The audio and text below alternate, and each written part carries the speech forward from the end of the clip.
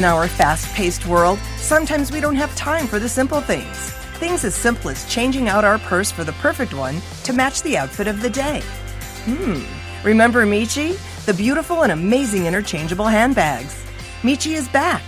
Join Angelique Parsons and her co-host Tammy Trujillo for the latest from the exciting world of MIche. Yes, ladies, MIche lives.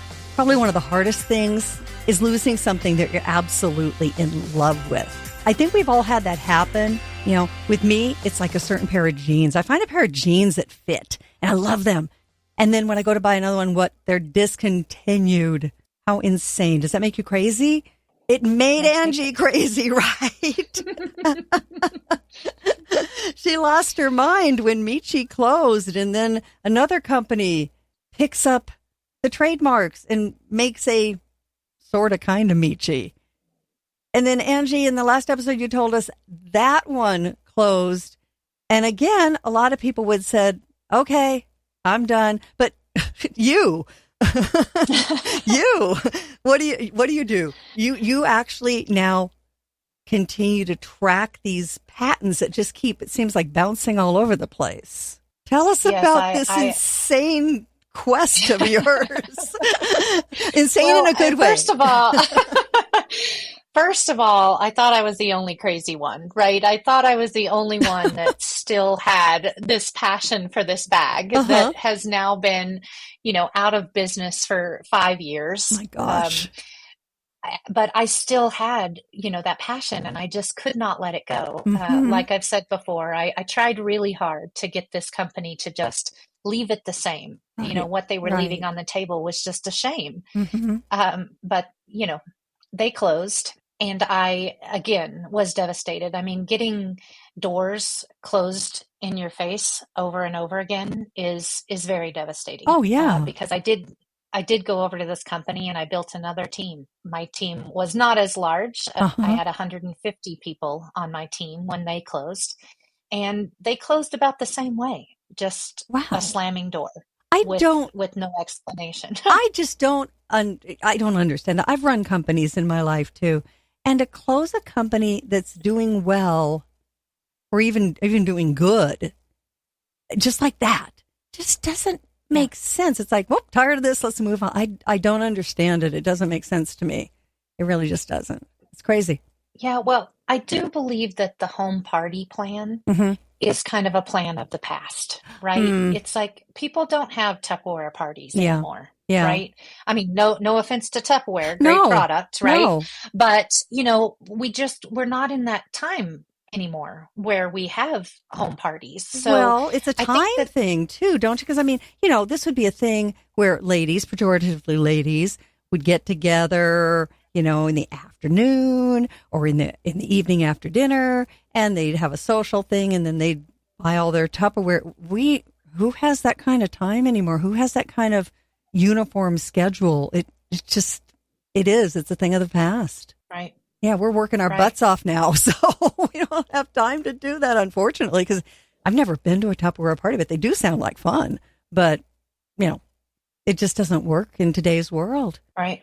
Right. So I think that was a lot of it, the party plan thing. I mean, while this new company had a great product, they had interchangeable jewelry, which was right up my alley, right? Oh, yeah. Like kind of matching the interchangeable bag, but they didn't give me my bag back. Yeah. Yeah. But I was still a great salesperson at it because I still had that passion for my bag back. And so I did develop those relationships with the design team, the CEO. I, made friends, which is what I do. Okay. And when they closed, that's when I approached the CEO and said to him, what are you going to do with those patents and trademarks? I still want my bag back. And I'll never forget it, replied with, Angelique, you have more passion for this MIche bag than anyone else I've ever met in my life. I agree. So what would you like to do with it? And at that very moment, I'm like, oh my goodness, I'm going to get my bag back. and he told me to give him an offer. And at that point, I didn't even know what that looks like. I mean, Uh-uh. what are patents and trademarks, and what are they worth? Yeah. Yeah.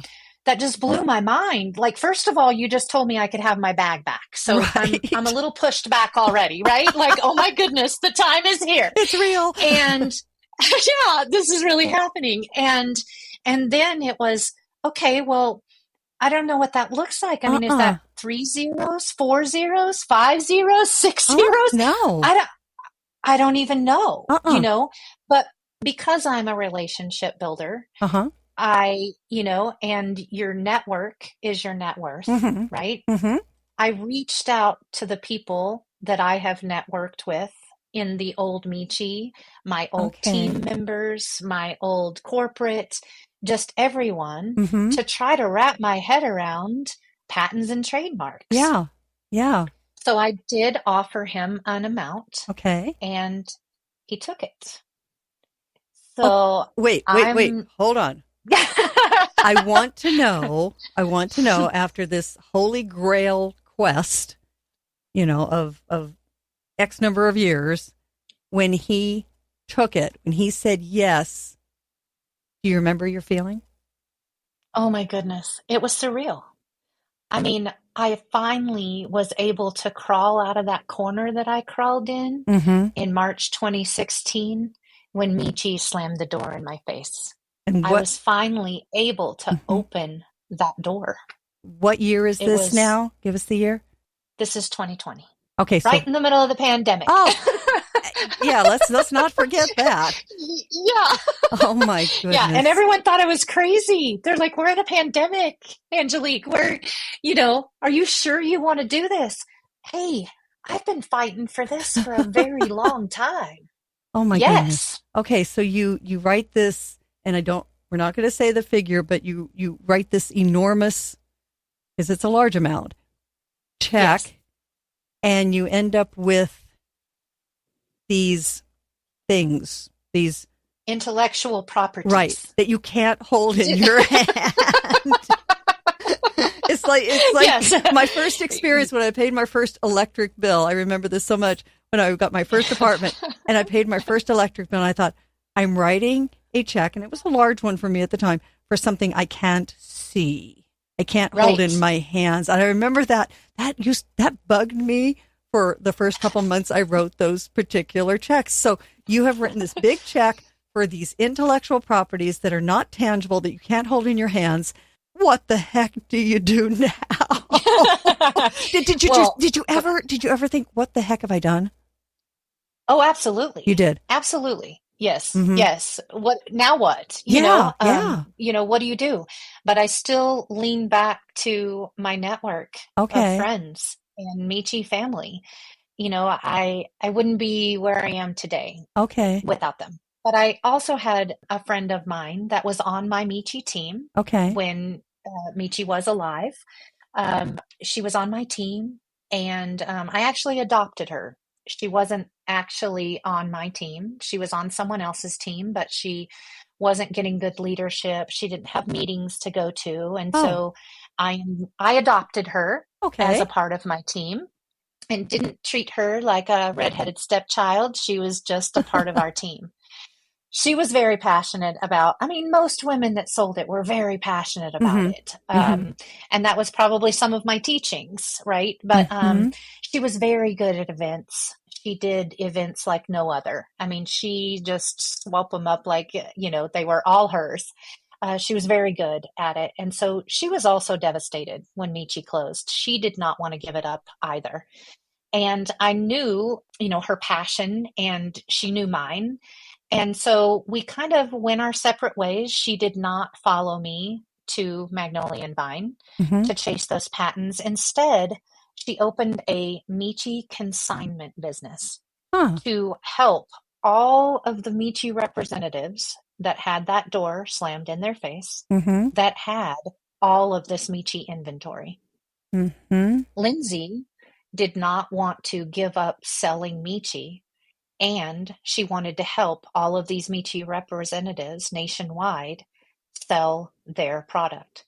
So she Uh-huh. took in all of this product on consignment, and started selling it on an e-commerce site to keep MIche alive. Hmm. So very grateful for her, and MIche representatives nationwide were very grateful for her too, right? For taking their inventory in, but she ran out of base bags. Oh, And she tried, and without the base bag, there's not a lot you can do with the shells unless your customer already has a good base bag, right? right. So MIche Canada is still alive. Mm-hmm. And so she did reach out to MIche Canada. She was able to purchase some base bags for a year or so before they decided that she couldn't purchase any more base bags from Oh, Canada. let's go back to the MIche Yeah. Canada. So MIche Yeah. at one point was worldwide or just U.S. and Canada or? Oh, MIche was US, Canada, Oh my Australia, gosh. Germany, Puerto Rico. I Oh mean, my goodness. all over the place. Yes. That makes And it so more when MIche, amazing that they just closed right? it. What in the, how much success do you want? Holy cow. Oh my Yeah. goodness. And so each of these countries were owned by a different person, though. Right. Okay. Different companies, different patents and trademarks. Like in Uh-huh. their countries, they have to apply for their own patents and trademarks in their countries. Okay. I see. I see how that works. All right. So that's why there was a So MIche MIche Canada. US, Mm, right. okay. So MIche Canada, MIche US closed, which Mm, also closed the Puerto Rico hmm. and a couple of the other countries. I'm not real sure how many of them closed at the same time, things like that. But as far as I knew, when I bought the patents and trademarks, the only MIche countries that were still alive was MIche Canada Hmm. and MIche UK, I Germany. see. Okay. Okay. Hmm. All right. So MIche Canada basically cuts Lindsay off. Yes. Ouch. Yeah. So Okay. then, she can't keep Michi alive any longer. And every time I came across a previous Michi rep that told me I still have $30,000 worth of Michi products, Oh. I would give them Lindsay's name and say, "Oh Mhm. my goodness, she can help you." Like it's $0 sitting in your basement, and Mhm. Lindsay can help you, and it helps her keep Michi alive as long as we possibly can. Right. Okay. So you two team up, Yes. but So she's I stuck. get the patents and trademarks, Mhm. and the first thing that I think of is that Lindsay needs base bags. In Mhm. order to continue helping our Michi family, which was our Michi representatives that were left with all, and myself included. I mean, I can't even tell you a number, kind of close to the number of the patents and trademarks, Oh my but goodness. a lot of inventory. So Wow. I was also one of her consigners. And Okay. I would refer people to her, but when she ran out of base bags, that's kind of it, Yeah, right? right. And so when I had those patents and trademarks in my hands, I thought, well, now I can get base bags for Lindsay.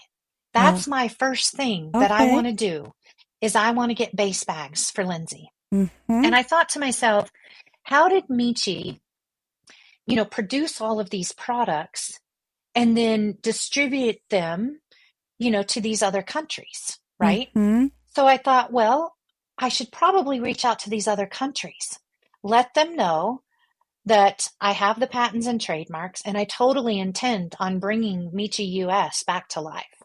Makes I sense. reached out Mhm. to Michi Canada first and was told, that we couldn't purchase any base bags from them. Wow. So I left that alone. I don't want to destroy any future relationships. No. So Uh-uh. then I went to Michi, Germany, and Mhm. very kind man, actually related to Annette, the original designer. Mhm. So still family as Yeah. far as I'm concerned. And he sold us base bags, as many as we wanted to have. Wow. Sold us base bags and shipped them to us and sold them to us at the cost that Wow. he paid to manufacture them.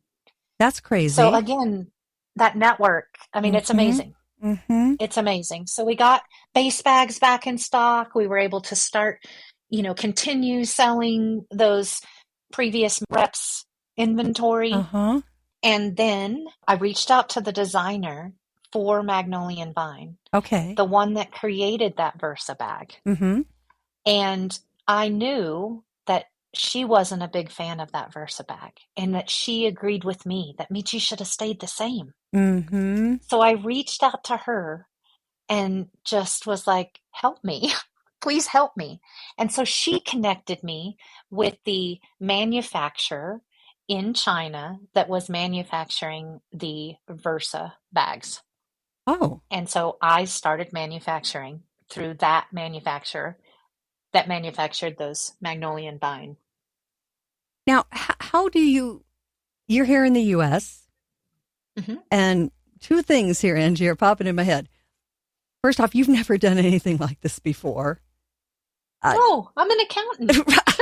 I mean, your story actually sounds like a really good script for a movie that's rather implausible, because here's this accountant from Colorado who is finding her way through patents and trademarks, which you probably, like most people, couldn't really define before you got going in it, really. Winding your way, and now all of a sudden you found your way to China. Okay. Yes. How do you deal with somebody in China? It was very difficult. I would imagine. First off, how do you, we know how you found the person now, so that would have been my first, giant, wall of China, if you will. I don't know how to get over this, under it, around it, whatever. How do you do this thing? But you actually have found a person, but how do you communicate with this individual who's in a country that and speaks the language that you don't? I mean, that's crazy. It was all email. I never spoke to any Okay. one person in China. It was all email and all done on a spreadsheet. Okay. And maybe that might come from the accounting background. I'm well, not yeah, I was sure. going to say that's in your wheelhouse.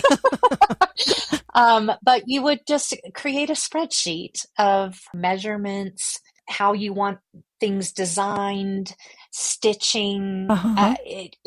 I was learning so much Oh, I bet. about design. With my friend Jules from Uh-huh. Magnolia and Vine. She Okay. was a tremendous asset in the beginning to help me wrap my head around design and the communication with China.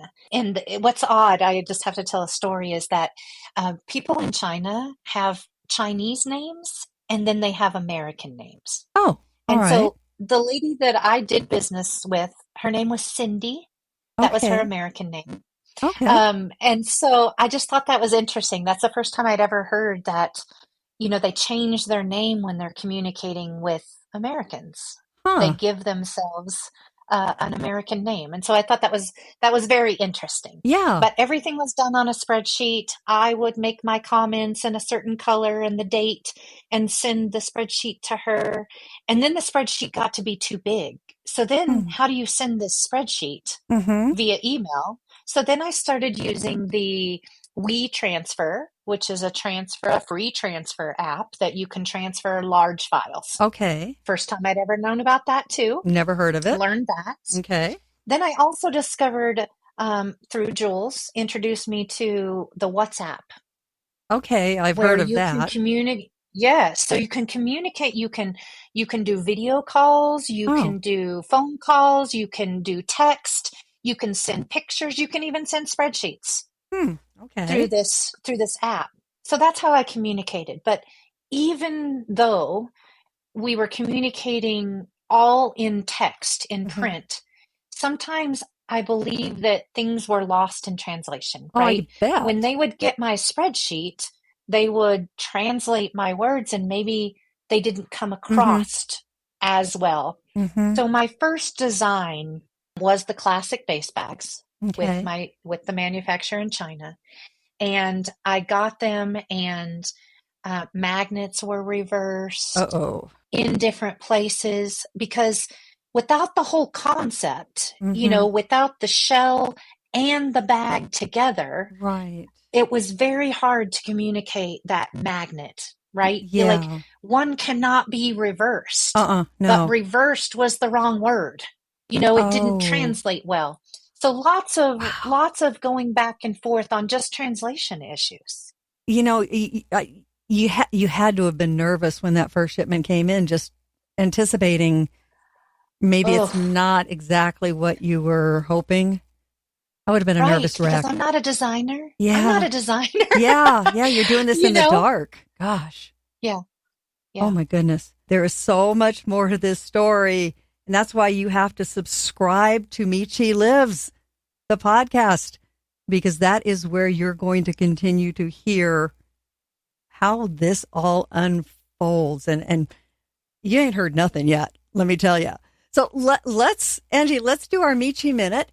And this is where, as you look at the podcast on your favorite directory or wherever you get your podcasts, and you see the different art that goes with each episode, you see a MIche bag in the background.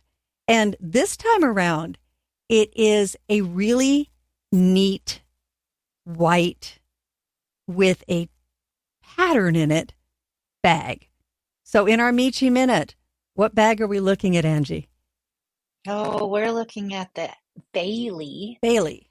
Bailey is her name. Okay. And she is a solid white around the outside, and then on the inside, kind of a plaid, but you can only kind of see the plaid when you move your bag around. Mm-hmm. You know, it's a solid white, but it has a texture of a plaid. And while a lot of people say, I can't carry white, I'm a mess, I also made it a wipeable material. So you don't have to be afraid of wearing a white. But Bailey is her name, and everyone always wants to know where the name came from. Of course. And so while designing this bag, I thought, wow, this bag, it's white, right? So I thought about cloud names. I thought about all kinds of things. But I have this little granddaughter, and she was 2 at the time. And I had to watch Finding Dory about 250 times. At least. And there is a white whale on Finding Dory named Bailey. Yes. And oh my God. So Bailey is named after the white whale on Finding Dory. I love it. This is one of the fun features on MIche Lives, is getting the stories behind these names. These names aren't just random. They're not alphabetical. There's a true story. And I think that is one of the more unique things. Not that there aren't many, but one of the more unique things about MIche bags is the names and the stories behind them. So this is great. So that is the Bailey bag that you see in the episode art for this week. All right. Well, another great episode of MIche Lives, but the next one, you don't want to miss it, because we're going to get that bag here into the United States again. And, well, if you're impressed so far with Angie's journey, like I said, you ain't heard nothing yet. We hope you have enjoyed this episode of MIche Lives with Angelique Parsons and Tammy Trujillo. We'd love for you to subscribe and leave us a review wherever you get your podcasts. In the meantime, you can see all the products we talked about this week and more at MicheLives.com, where you can also sign up for our newsletter. And make sure to follow us on social media for the very latest. So remember, MIche Lives, so live MIche. We'll talk to you next week.